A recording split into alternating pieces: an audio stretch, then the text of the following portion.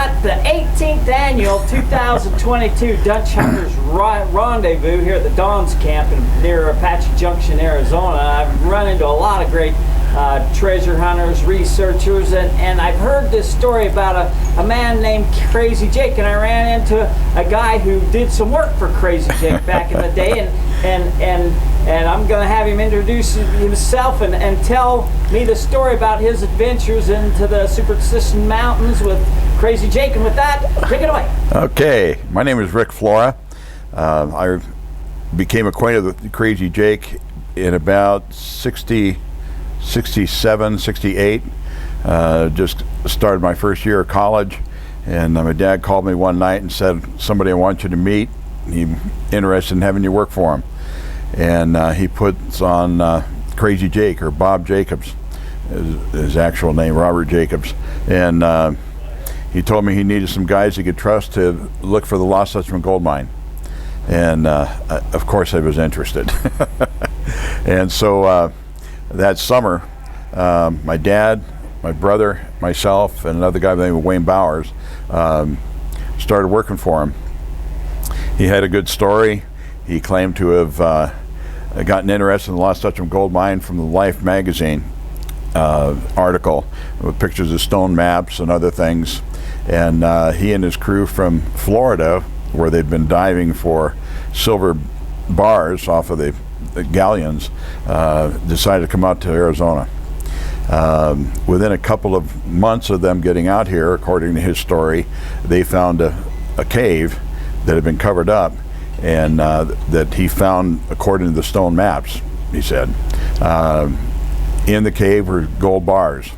They took out as many as they could, covered it back up, went to Mexico for a couple of years to lay low, and then came back and started hunting for the other rich gold mines that he felt were part of the Dutchman's, the Peralta mines, and of which the Dutchman was one of them, he claimed. So we'd pack our food in our packs. He'd drop us off at First Water, and we'd hike First Water Trail through past Second Water, and go up to La Barge Canyon, and then up to Squaw Box, they called it back then. We would go in around sundown. Keep in mind this is the summer. Around sundown, we'd start up, hike up into the box, and then cross over to Little Malapai, they called it. He said that the Dutchman's story lined up real well, because you go up the trail, and then there was a boulder that, unless someone had thrown a rope down, you couldn't get up over it. Good story. Yeah, we were all excited. I was only 18, for Pete's sakes. And so we would work at night with carbide lamps. And the whole idea was he had certain areas he wanted us to remove the overburden by hand, and we're looking for a crevice with a peanut-shaped hole that was supposed to have the gold vein running through it. So let me back you up here. Yeah. You had to work at night because it's so hot, man. You're talking here in the Superstition Mountains in Arizona. It gets hot during the day. Yes. So to be cooler, you worked at night. Okay. Sorry. Yeah. And then we'd hike down just before sunrise the next day and try to sleep. Of course, you have to. There was some shade, but if you were asleep during the day, the sun would move. If you weren't careful, you get a sunburn on one side or the other. And so anyway, that was an exciting adventure for us. We never found anything like what he was looking for. It lasted probably about 3-4 weeks, us working for him, and he never paid us. So because I had to make money to go back to college, I quit and moved on to something else. But one of the things I discovered up there that I don't think anybody else knew about was on Little Malapai. There was a ridge of stone running north and south on the top of the peak, on top of that mountain, that looked like they had an altar there. Just very rough cut, and it had Oro, O-R-O, carved into the rock. And it was very faint.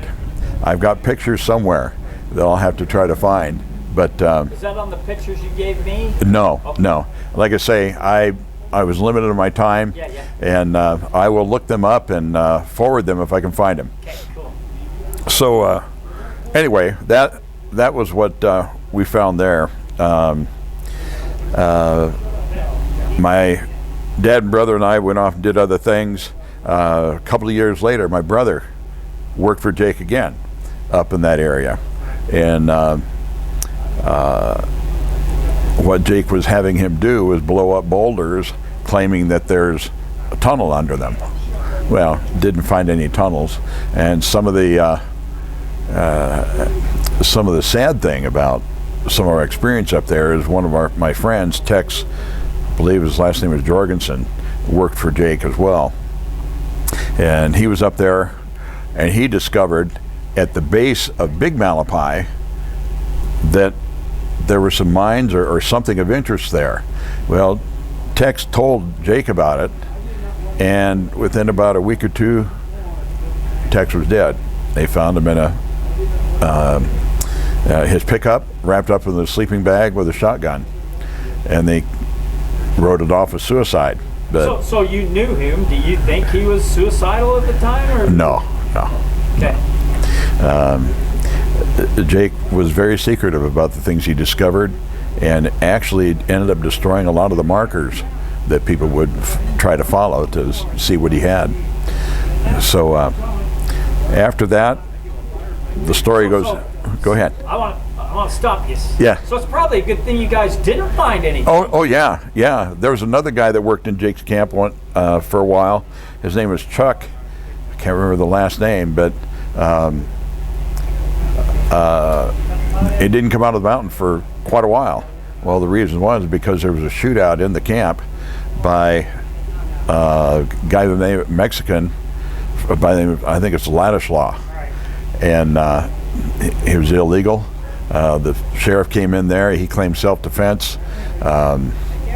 They shipped him back to Mexico, and that was that. So there's been a number of instances where people have lost their lives, and Crazy Jake at the time seemed to be connected to it. But who knows? I mean, you know how stories are if you're not there. Yeah. So. But you personally knew Crazy. Do you know why did they call him Crazy Jake? Did they call him Crazy Jake when you knew him, or did they start calling him that? Yeah, no, afterwards? they called him that when I knew him, worked for him, because he made so many claims and not be able to prove it. There were times that he had gotten one Thanksgiving. He had wanted some of my roommates at college to come in on Thanksgiving to take out gold, and we met up at First Water. He had horses, and as